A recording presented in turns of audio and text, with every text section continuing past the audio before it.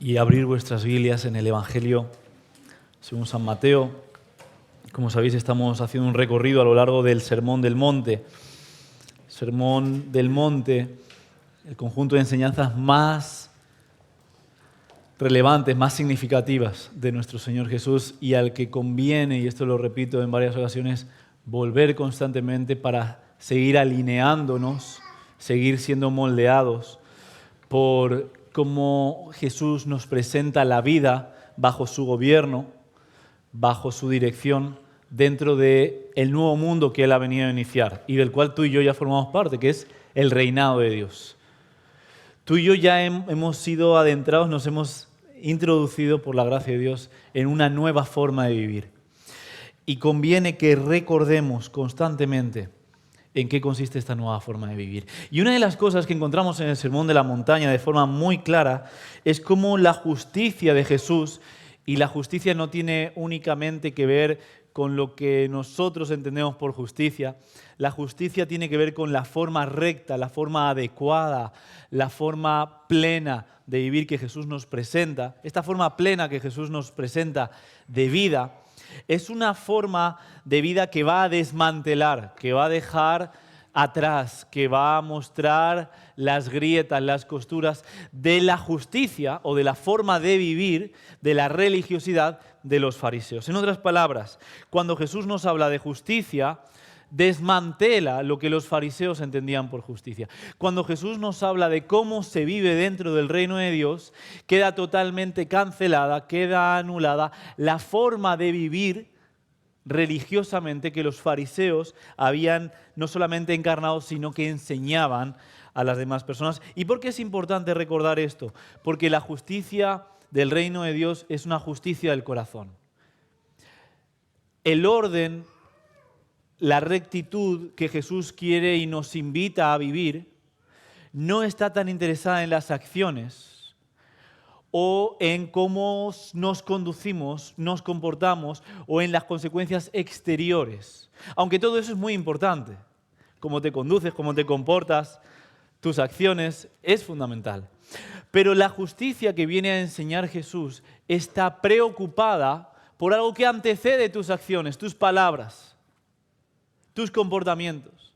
Jesús está preocupado por tu corazón, por mi corazón. Por eso queda muy marcado el contraste cuando Él enseña de este modo y dice: habéis oído que fue dicho, pero yo os digo.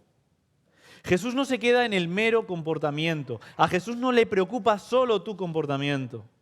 A Jesús le preocupa tu corazón. Jesús va a ir siempre a la raíz de tu comportamiento, que es tu corazón. Y por eso te invito a pensar y a reflexionar y a que dejes que las palabras de Jesús lleguen a ti desde esta intención. Jesús no está preocupado con maquillar algo en ti, con subsanar un tema que tiene que ver con chapa y pintura, con arreglar algo superficial. Jesús está interesado en ir a lo más profundo de tu corazón y de mi corazón. Por eso Él dice: habéis oído que se dijo, no cometerás asesinato, pero yo te digo que no debes en tu corazón odiar a nadie. Es diferente, ¿verdad? Habéis oído que se dijo, no cometerás adulterio, no serás infiel a tu cónyuge, pero yo os digo que en vuestro corazón tiene que haber integridad, tiene que haber pureza, tiene que haber fidelidad y no lujuria. Jesús pasa del síntoma a la causa. Muchas veces la ley lo que intenta es hacer un torniquete en una herida, evitar la hemorragia y la muerte inmediata. Pero Jesús no queda ahí. Jesús quiere hacer una cirugía perfecta que subsane nuestros miembros, nuestros cuerpos, nuestras almas, nuestros corazones, desde la raíz, que los repare desde la raíz. Y el tema de hoy es un tema sensible: el divorcio. Ahora, cuando Jesús habla del divorcio y también del matrimonio, son dos temas que están evidentemente vinculados. Y cuando Jesús habla del divorcio, como lo va a hacer, no lo hace para traer condenación, para traer juicio a las personas, sino para mostrar cómo viven las personas que han ingresado, que se han adentrado, que ya están dentro del reino de Dios, que es como tú y yo estamos llamados a vivir. Una vida guiada por el amor y por la fidelidad a Dios y a nuestros cónyuges. Pero una vida que también puede ser restaurada cuando esa fidelidad y ese amor se han roto. Mateo capítulo 5, del versículo 31 al 32 dice: ¿Han oído la ley que dice: un hombre puede divorciarse de su esposa con solo darle por escrito un aviso de divorcio? Pero yo digo que un hombre que se divorcia de su esposa, a menos que ella le haya sido infiel, hace que ella cometa adulterio. Y el que se casa con una mujer divorciada también comete adulterio. Estas son las palabras de Jesús. Nos quedamos helados, ¿verdad? Antes de ir directamente a las palabras de Jesús, querría que hiciéramos un recorrido a lo largo de toda la Escritura en 4 puntos sobre cuál es la teología del matrimonio que encontramos en las Escrituras. Y en primer lugar, lo que encontramos es que el matrimonio es un pacto. Si quieres acompañarme en tu lectura bíblica, puedes ir al libro del profeta Malaquías, capítulo 2, y vamos a leer un fragmento que está del versículo 14, la segunda mitad del versículo 14 al versículo 16. Dice este pasaje: el Señor fue testigo de los votos que tú y tu esposa hicieron cuando eran jóvenes. Presta atención a esto: el Señor fue testigo de los votos. Pero tú le has sido infiel.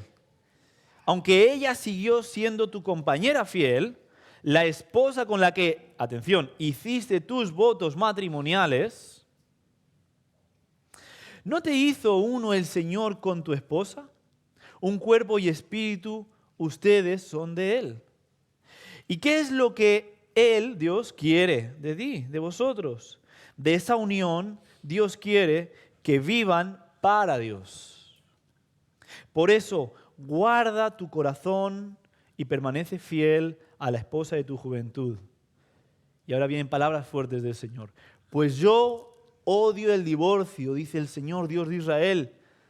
Divorciarte de tu esposa es abrumarla de crueldad, dice el Señor de los ejércitos celestiales. Por eso, guarda tu corazón y no le seas infiel a tu esposa. Amén, decimos a la palabra del Señor. La Biblia es un libro que nos va a hablar de distintos pactos. Y el pacto tiene un lugar muy importante en las Sagradas Escrituras. El pacto era una forma de fidelidad hasta la muerte.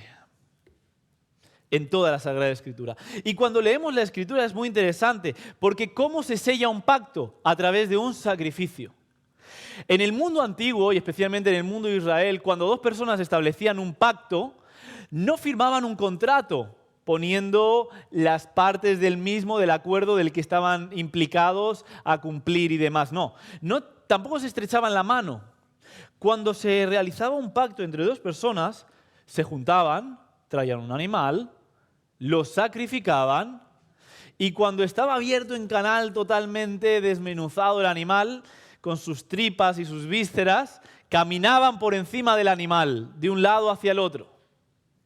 Y alguno pone así alguna cara como de sorpresa, ¿no? Qué forma tan extraña de sellar un pacto tenían en el mundo antiguo, en Israel, ¿verdad? Es un poco extraño, ¿no? Aquí, evidentemente, encontramos una brecha cultural. Es decir, leemos esto y nos cuesta entender lo que está sucediendo. Y nos puede parecer como una animalada, ¿no? Nunca mejor dicho. Algo muy vasto, muy brutal. Pero ¿qué es lo que está de fondo sucediendo? Cuando esas personas hacían eso, derramaban sangre, mataban a un animal, no estaban siendo violentos por ser violentos, no era algo gratuito. Lo que estaban diciendo y lo que se estaban diciendo y a lo que se estaban comprometiendo era a mantener con fidelidad esa promesa que se hacía. Lo que se estaba diciendo es: si yo no llego a cumplir con la parte del pacto, que sea de mí como ese animal. ¿Se entiende eso? Prefiero morirme antes de traicionarte. Prefiero morirme antes de serte infiel. Esa es la gravedad y esa es la seriedad, digamos, de lo que estaba sucediendo en este contexto. Pues bien, la Biblia habla no solamente de pactos, sino del matrimonio como un pacto. ¿Y en qué sentido un matrimonio es un pacto? En el sentido en el que dos personas, un hombre y una mujer, se unen ante Dios y en presencia de los distintos testigos, los amigos, la familia, la comunidad, y ambos se lanzan este mensaje el uno al otro. Ambos se dicen esto mismo el uno al otro, recuerda, en presencia de Dios y en presencia de los testigos. Yo moriría antes de traicionarte. Yo moriría antes de serte infiel. Yo prefiero ser como ese animal sacrificado antes de no cumplir mi promesa para contigo, para con Dios y en presencia de la comunidad. Qué imagen potente del matrimonio, ¿verdad? Y este es el motivo por el cual el matrimonio en la Biblia, como pacto, no puede ser ensayado. A veces en nuestro contexto escuchamos esto. Yo me quiero casar con ella, yo me quiero casar con él, pero antes hay que probar. ¿Habéis escuchado esto alguna vez? Yo te prometo estar contigo hasta que me haga feliz. Cuando dejes de hacerme feliz, dejaré de estar contigo. Yo te prometo fidelidad mientras no te interpongas en mis sueños, realizaciones profesionales y proyectos vitales. Yo te prometo fidelidad mientras compartamos gastos y me salga cuentas. Yo te prometo fidelidad hasta que, mientras haya química, después yo ya no prometo nada. Yo te prometo fidelidad por el resto de mis 20 años, de mis 30. Pero tal vez a los 40 tengo una crisis, ¿sí? ¿Quién sabe? Yo te prometo fidelidad hasta que nuestros hijos crezcan, se hagan adolescentes y ya por fin nos podamos divorciar. Yo te prometo, pero no te prometo nada. Y estas promesas, la verdad es que son poco promesas, ¿verdad? A nadie nos interesan este tipo de promesas. Son muy inseguras, son insatisfactorias, son condicionales, son egoístas y son ventajistas. ¿Quién se puede entregar? ¿Quién puede dar todo de sí? ¿Quién puede poner su vida en juego? ¿Quién puede poner la mano en el fuego? ¿Quién puede poner toda la carne en el asador? Por promesas que son tan egocéntricas, tan insatisfactorias, tan pequeñas y tan pobres.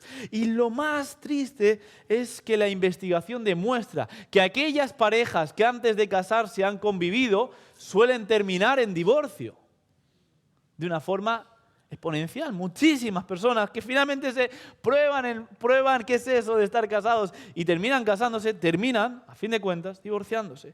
Porque no hay promesas que sustenten el matrimonio. Porque no prefiero morir a serte fiel. Te soy fiel siempre y cuando me convenga. Me entrego a ti siempre y cuando me venga bien. Estoy contigo siempre y cuando me salga a cuentas, me salgan los números y haya química.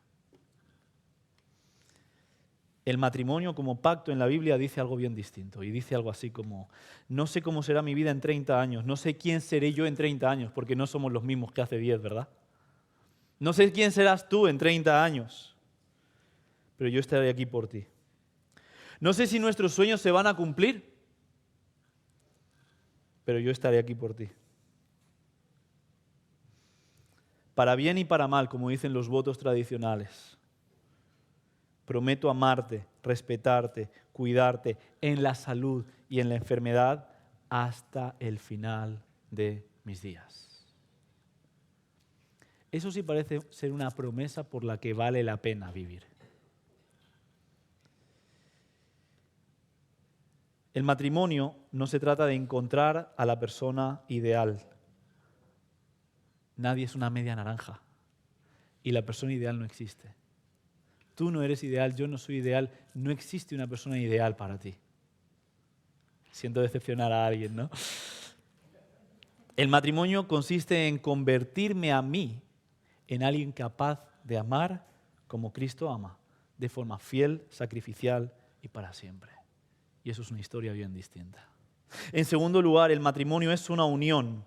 El texto bíblico que mejor marca esto, o que era el estándar bíblico para el matrimonio, es Génesis capítulo 2. Te invito a que lo puedas leer conmigo, versículos 23 y 24. Esta es una expresión muy bonita. Dice, ¡al fin!, exclamó el hombre.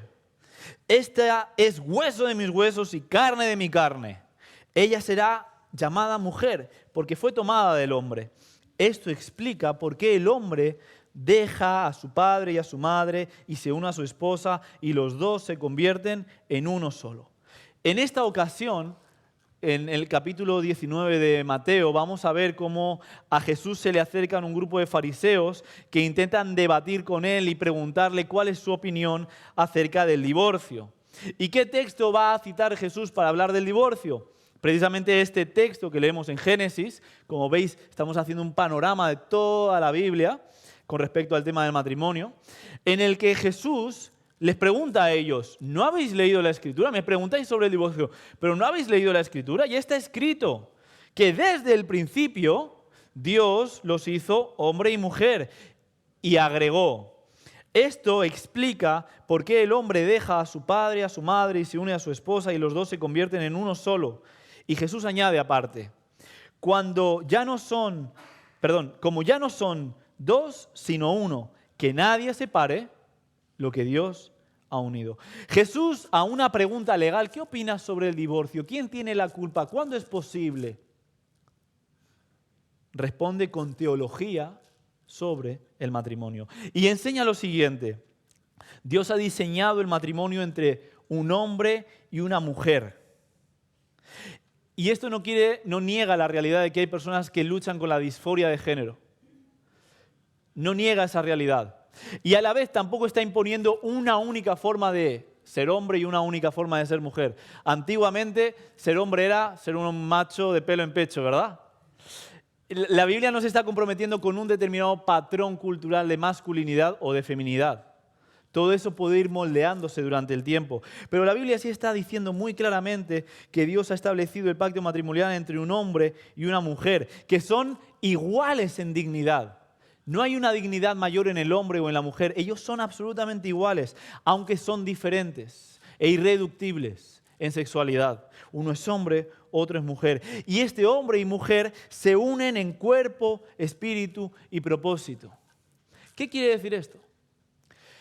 Que este grado de unión no solamente atraviesa nuestra sexualidad, no solamente hay una unión sexual en un matrimonio, sino que hay una unión de proyecto de vida. Vamos juntos en la misma dirección. Y eso lo implica absolutamente todo. Tiene que haber un compromiso legal, aunque el matrimonio no es solo el compromiso legal.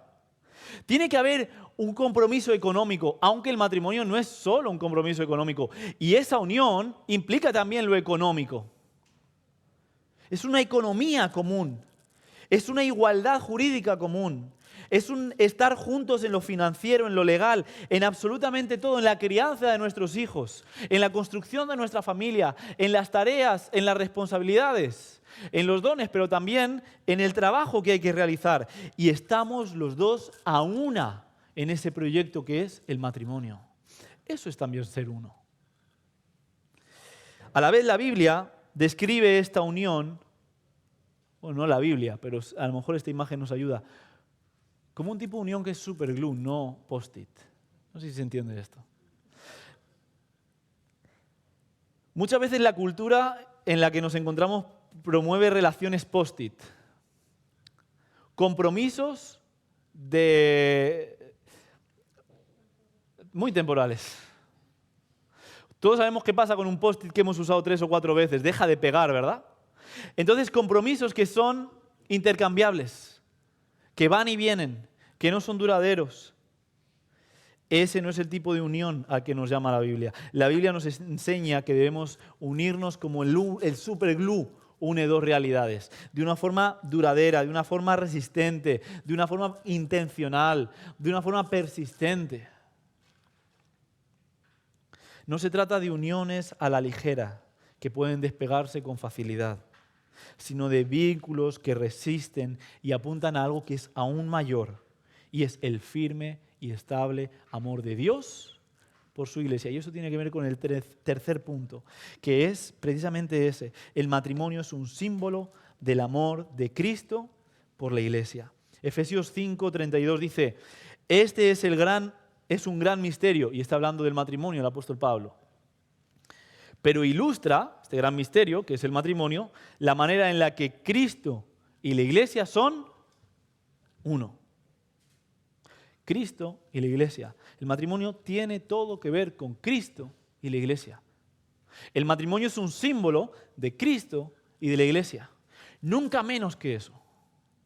Y conviene recordarlo porque a veces los cristianos olvidamos que nuestros matrimonios están llamados a ser parábolas para la gente con la que convivimos de la unión de Cristo con su iglesia. De Génesis a Apocalipsis vamos a encontrar la historia de un Dios fiel a un pueblo infiel. Y si hay un matrimonio en la historia que podría haber resurgido, que podría haber terminado mal, es el tipo de matrimonio que cuenta este libro. Porque Dios ha sido siempre fiel a su cónyuge, mientras su cónyuge, que es el pueblo de Dios, ha sido siempre infiel a Dios. Lo hermoso de esta historia es que termina con que este Dios, para subsanar, para remediar, para arreglar la infidelidad de su pueblo, se hace novio en Cristo Jesús. Y viene a rescatar a una iglesia, que somos tú y yo, infieles, torpes, ciegos en nuestros delitos, en nuestros pecados, para hacerla su novia y su novia por toda la eternidad. Y eso es de lo que nos habla la Biblia hacia el final, en la consumación de los tiempos. Las bodas del Cordero, Cristo y la iglesia en un pacto de eterno, fiel y firme por su gracia, por su misericordia hacia nosotros. Aquí hay muchos matrimonios y estoy seguro que algunos de ellos ya han tenido que sobrevivir al abuso de la confianza que ha habido en una parte. Es decir, se ha perdido la desconfianza y han tenido que volver a recuperar esa desconfianza. Otros matrimonios seguro que se han reconciliado después de haber vivido a lo mejor unas semanas, unos meses o unos años separados. Y hoy están otra vez juntos. Tal vez aquí hay matrimonios que estaban a una firma del divorcio y desandaron esos pasos. Pero nada de esto sucedió sin que los miembros del matrimonio murieran a su egoísmo, se perdonaran el uno al otro y extendieran la gracia de Dios al otro que ellos mismos habían recibido. No hay restauración, recuperación, sanación del matrimonio si Dios no está moldeando tu carácter constantemente y tu voluntad. Si Dios no está dirigiendo tu forma de mirar a tu cónyuge, de hablar con tu cónyuge, de conducirte, de tratarte. Si Dios no está presente, la tendencia natural de un matrimonio es como la de una planta que no se cuida.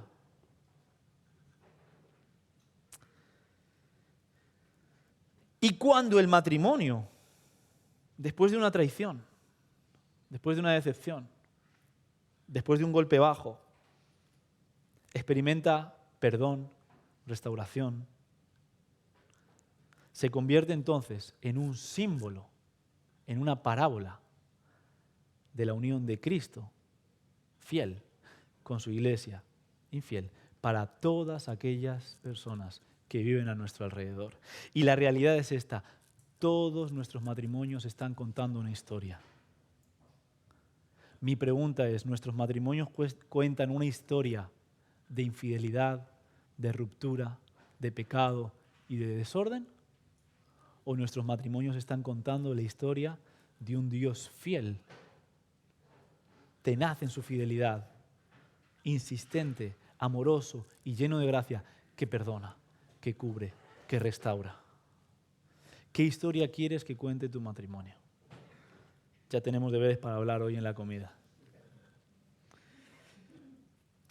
El último punto, el cuarto punto, de este repaso dice así: no hay matrimonios en el cielo. Y alguno respira así. No tendría que haber hecho esa broma, ¿no? En otras palabras, los matrimonios no son eternos. Esto nos mueve el suelo un poco, ¿verdad? Mateo capítulo 22, versículo 30, palabras de Jesús. Pues cuando los muertos resuciten, no se casarán ni entregarán en matrimonio. En este sentido, serán como ángeles, como los ángeles del cielo. Yo no quiero especular, porque no se trata de eso. Yo no sé cuál será mi relación jurídica con Isabela en el más allá. No lo sé. Y la Biblia no nos da pie para especular sobre esto. Pero lo que la Biblia nos presenta no es una mala noticia, sino algo fundamental para que entendamos de modo adecuado el matrimonio. El matrimonio es una señal temporal en el mundo de una unión que un día será perfecta en la eternidad, Cristo y la Iglesia. Todo matrimonio apunta a esa realidad perfecta. Cuando esa realidad perfecta se haya consumado, como dice Jesús, ya no se darán las personas en matrimonio, porque esto apunta a un fin, que es las bodas del Cordero, el Señor y su pueblo unidos de forma plena y absoluta. Nosotros unidos a Él, Él uniéndonos a Él. Hay un autor que lo presenta así: el objetivo del matrimonio es dirigir a las personas a la realidad eterna de Cristo y su Iglesia. Ese es el potencial de tu matrimonio. Puedes dirigir a las personas a la unión de Cristo y la Iglesia. Pueden entender, tener un atisbo de cuál es el grado de unión que Cristo quiere para con su Iglesia. Ahora bien, el matrimonio es también una sombra. Cristo, unido a su Iglesia, es la realidad última y definitiva. Y esto no quiere decir que estemos llamados a vivir el matrimonio de cualquier modo. O sea, no estoy yendo en absoluto por ahí. Uno puede decir: Jonatán dijo que el matrimonio no es eterno, entonces voy a tratarlo como algo sencillamente temporal. Esto no le quita valor al matrimonio, pero le da su valor justo. Vamos a explorar por qué. Tu cónyuge no es tu salvador, no es tu redentor, no es tu sanador. Tu cónyuge no es Cristo. Tu cónyuge no ha muerto por ti en una cruz para perdonar tus pecados. Luego, si tú haces de tu matrimonio un ídolo, por muy valioso que sea el matrimonio, lo estás poniendo por encima de la acción salvífica, sanadora, redentora de Cristo para con tu vida. ¿Se entiende esto? Tu marido no va a darte la esperanza y la felicidad que Dios te puede dar. Por eso los votos contemporáneos, yo soy un hater total. Estoy totalmente en contra de los votos contemporáneos, porque son muy idealistas y nada realistas. Prometo hacerte feliz todos los días de tu vida. Estoy seguro que ha pasado la luna de miel y ya has fracasado en esa promesa. O sea, no me lo creo. Prometo ser la razón de tu alegría. Lo siento, no lo serás. Me vas a dar un montón de dolores de cabeza. Prometo hacerte sentir mariposas todas las mañanas. No es cierto. Y queriendo valorar el matrimonio por exceso, lo convertimos en algo que no es la solución a nuestros problemas, a nuestras carencias, a nuestras necesidades, cuando el único que puede resolver todo eso en nosotros es Dios. Y no nuestro pobre cónyuge, que es tan de carne y hueso como nosotros. Ahora, cuando yo pongo una expectativa idealizada y real en una persona, pongo una carga divina. Tú tienes que ser la luz de mi mañana. Tú tienes que dar razón a mi pasado, a mi presente y a mi futuro. Tú lo eres todo para mí. Cuando hacemos eso, estamos poniéndole un peso divino a una persona de carne y huesos. Resumiendo lo que hemos dicho, la Biblia promociona y eleva el matrimonio más de lo que lo hace nuestra cultura. El matrimonio es un pacto donde yo me entrego y prefiero morir a serte infiel. El matrimonio es entrega. El matrimonio además cuenta la historia más hermosa que jamás se ha contado, la historia de un Dios dando su vida por su pueblo. El matrimonio implica fidelidad, implica compasión, a pesar de nuestro cónyuge y a pesar de nuestros propios defectos. Ahora bien, la Biblia no idealiza el matrimonio. La Biblia no presenta el matrimonio como la solución a nuestros problemas. La Biblia tiene una visión muy realista y muy cruda del matrimonio. ¿En qué sentido? El matrimonio no es malo, pero hay algo mejor, que es Cristo. El matrimonio no va a solventar todos tus problemas, solo Cristo lo va a hacer. El matrimonio no va a llenar tus necesidades y expectativas más profundas, solo Cristo hace esto. Ahora bien, habiendo entendido cuál es la visión bíblica del matrimonio, tenemos que entender las palabras de Jesús sobre el divorcio, porque este texto habla del divorcio, no del matrimonio. Jesús enseña que el divorcio no forma parte del propósito de Dios, al menos de forma original. Y también enseña que el fin de los tiempos es la celebración de una boda. Así que todos estamos invitados a esa boda. Ahora bien, entre tanto, la Biblia sí que nos enseña que aunque el divorcio no es una ordenanza o un mandamiento, puede ser una posibilidad. Una posibilidad que no estaba en el principio. Una posibilidad que no es la anhelada por Dios. Es más, como hemos leído en Malaquías, Dios odia el divorcio. ¿Pero por qué odia el divorcio Dios? Porque el divorcio trae caos, desorden y destrucción a nuestras vidas. Es más, si nosotros tuviéramos una mirada adecuada de la realidad, también nosotros odiaríamos el divorcio. ¿O acaso el día de vuestra boda os dirigisteis al altar pensando que esas palabras y esos votos se los llevaría el viento y después vendrían insultos, calumnias? Nadie hizo eso, ¿verdad? Nadie se dirigió al altar pensando que era el primer paso antes de llegar al juzgado para separarse. Nosotros mismos odiamos el divorcio y sus consecuencias, porque nadie se ha casado para divorciarse. Entonces la Biblia nos presenta el divorcio como una concesión, no como un mandamiento, como una consecuencia de nuestra desobediencia, de nuestra terquedad, de nuestro pecado, no como algo querido, no como algo anhelado por Dios. Deuteronomio 24, del 1 al 4, se nos presenta el siguiente escenario. Es posible el divorcio siempre y cuando haya indecencia.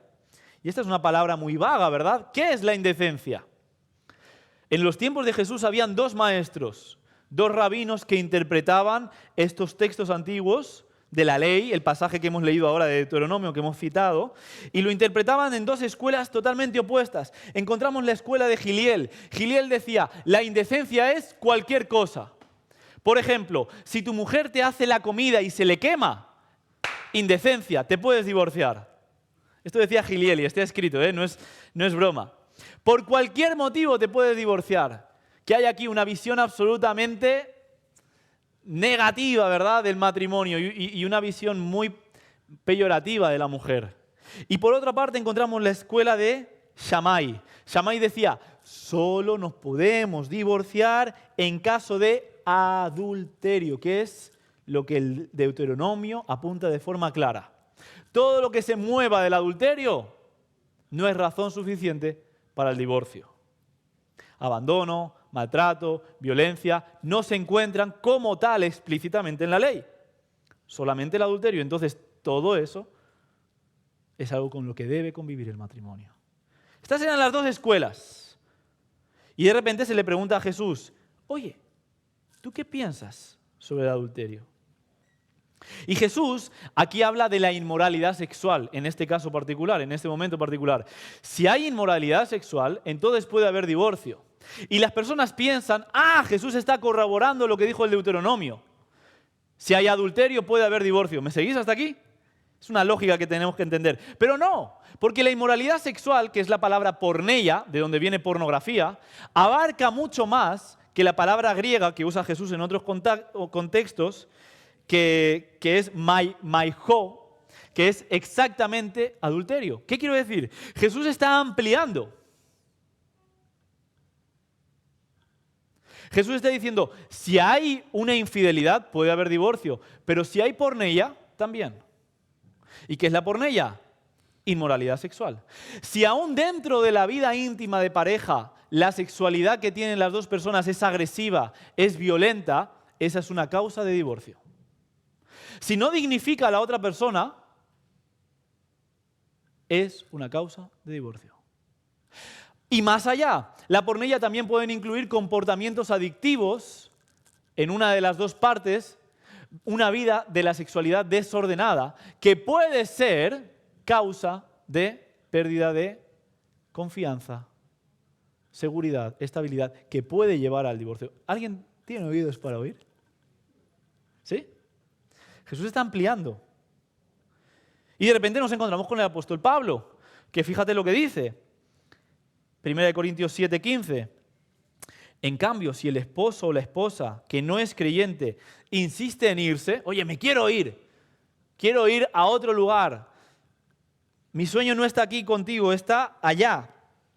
Dice Pablo, dejen que se vaya. En estos casos, el cónyuge creyente ya no está ligado al otro. El término ligado era el término jurídico que se empleaba en aquel contexto para hablar de un matrimonio. Ya no hay ligación, ya no hay vínculo, ya no hay matrimonio. Dice, porque Dios los ha llamado a ustedes a vivir en paz. Luego, ¿acaso Pablo va más allá de Jesús? Jesús decía que podía haber divorcio en caso de que hubiera porneia, inmoralidad sexual, algo ya más amplio que propiamente el adulterio. Y Pablo ahora está reconociendo que si la otra persona no creyente del matrimonio, imaginemos que se encontraron, se casaron previamente a que uno de ellos viniera a Cristo. ¿Cuál es la situación si ella me quiere abandonar, si él me quiere abandonar, si él se quiere ir? Entonces Pablo dice, en ese caso también puede haber divorcio. La otra persona ha tomado la decisión de salir, de irse. ¿Se entiende? ¿Sí o no? ¿Pablo está contradiciendo a Jesús? No. Jesús enseñaba con un rabino, enseñaba una enseñanza particular y de ahí se sacaban algunas conclusiones.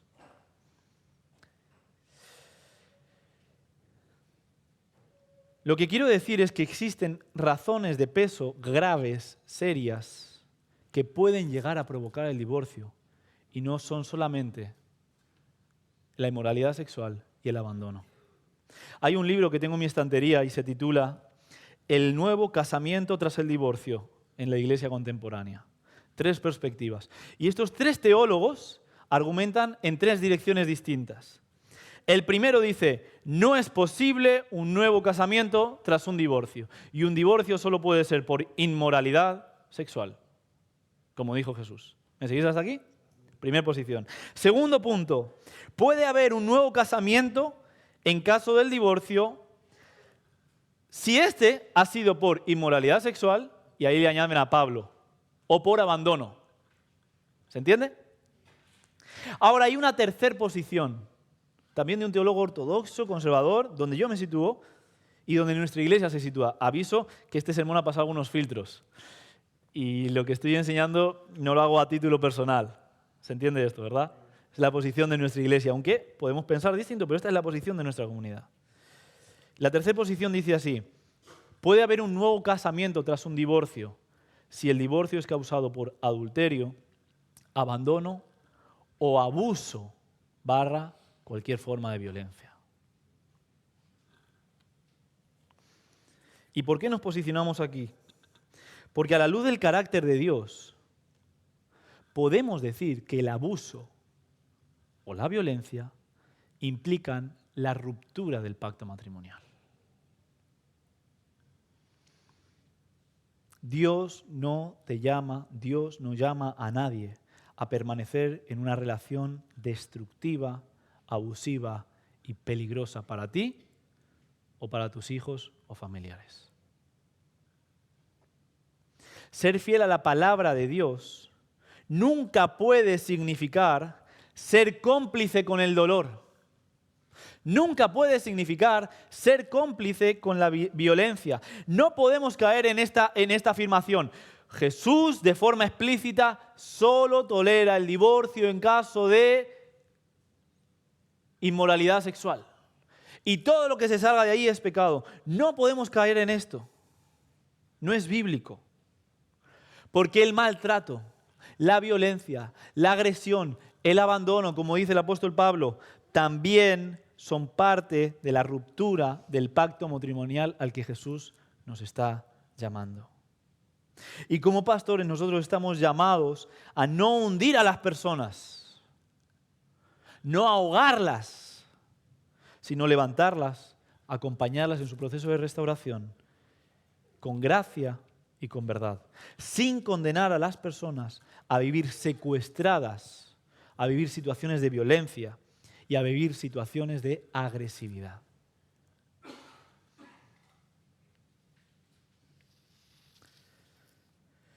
Nuestro amor por las personas no puede ser condicional ni justificar ninguna forma de sometimiento. Nuestra misión es llorar con los que lloran, levantarles y acompañarles a Jesús.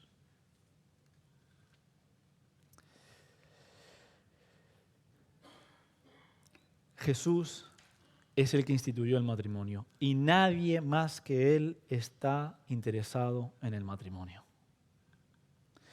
La Biblia no ordena en ningún lugar el divorcio.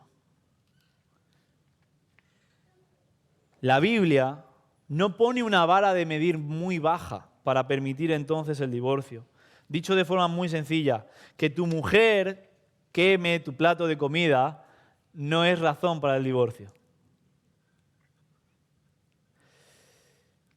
Que tu marido pierda el pelo que tenía, algunos dientes, o le crezca un poco la circunferencia abdominal, no es una causa de divorcio. Que no haya la misma química o intimidad que en la juventud no es una causa de divorcio. Que tu marido caiga o tu mujer gravemente enfermo no es una causa de divorcio justa, bíblica. Que tu marido o tu mujer caiga en bancarrota no es una causa de divorcio. El matrimonio es hermoso a la luz de la Biblia y el matrimonio merece ser luchado, peleado, sostenido con absolutamente todo en nosotros. Recuerda, el matrimonio es un símbolo del amor de Cristo por su iglesia y nunca es menos que eso.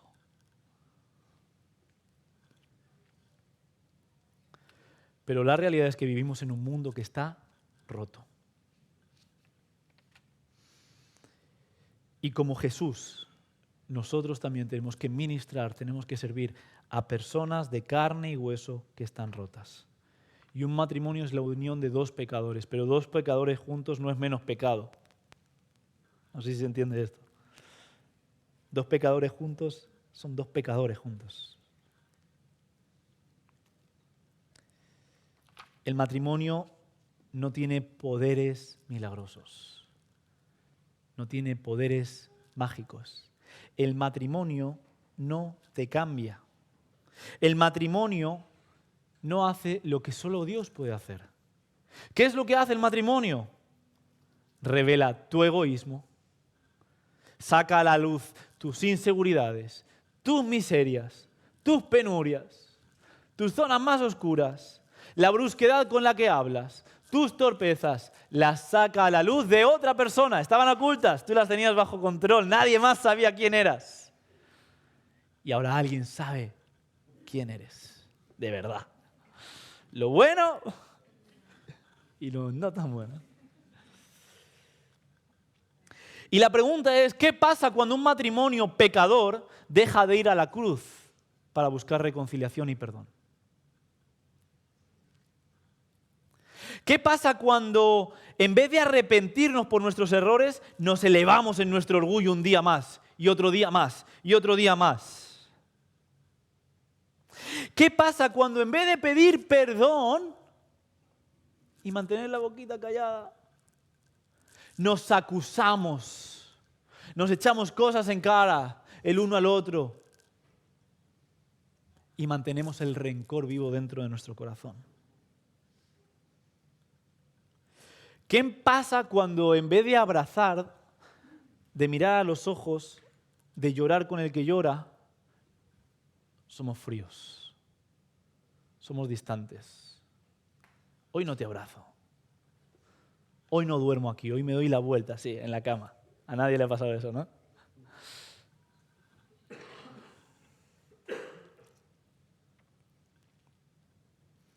Probablemente esto haga que entres en una espiral peligroso, donde todas esas acciones van a más, a peor, a un lugar más oscuro y ponen ese pacto en una situación muy difícil de ser sostenida.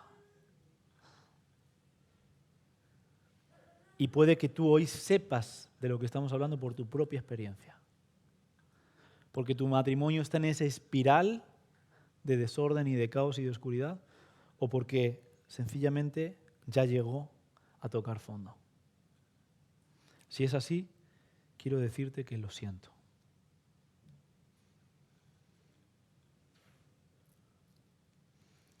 Puede que hoy estés experimentando las consecuencias de un matrimonio roto.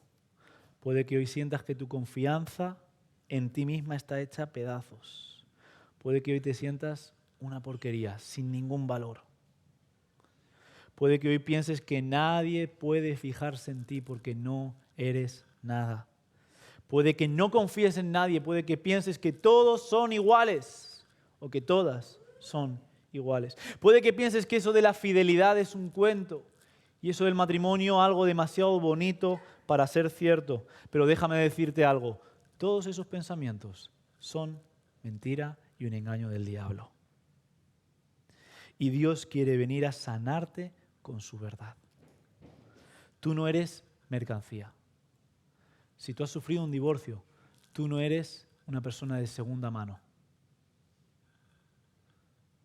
Tú eres un hijo amado de Dios con una dignidad que no tiene absolutamente ningún valor, que tiene todo el valor que Dios te ha dado. Y está claro algo. Toda ruptura matrimonial tiene a dos responsables. Todos hemos cometido errores, todos hemos pecado, todos necesitamos pedirnos perdón y restaurarnos. Pero el ambiente para que eso suceda tiene que ser de amor, de gracia y de correcta relación con Dios. Y nosotros como iglesia, si este es tu caso, queremos brindar ese ambiente de amor, de gracia y de que comprendas cuál es el carácter de Dios, a pesar de ti, de tus errores y de tus torpezas.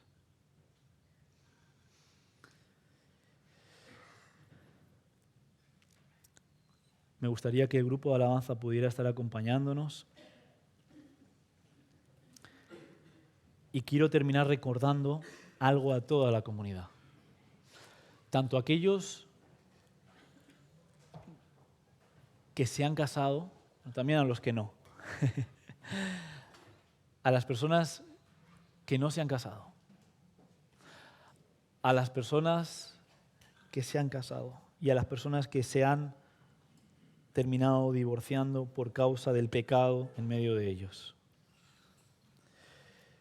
Hoy el Señor a todos nosotros como su pueblo nos dice que Él ha hecho un pacto con nosotros, sea cual sea nuestra condición. Él hizo un pacto con nosotros. El matrimonio es un pacto, sí, pero hay un pacto mayor, que es el pacto que Dios ha hecho con su pueblo. Y cualquiera que sea tu historia, este es el pacto que Dios ha hecho contigo.